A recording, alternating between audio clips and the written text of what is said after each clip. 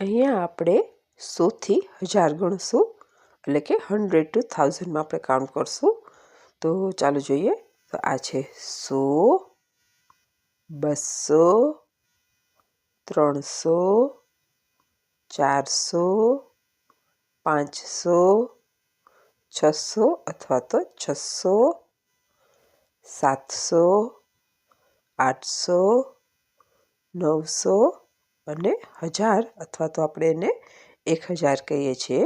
તો આપણે આ 100માં કાઉન્ટ કર્યા કે 100, 200, 300, 400, 500, 600, 700, 800, 900 અને 1000.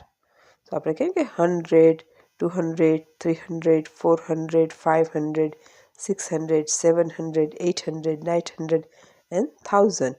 તો આપણે ગુજરાતીમાં એને આ રીતે કહીએ છીએ કે 100, 200, 300, 400, 500, 600, 700, 800, 900 અને 1000.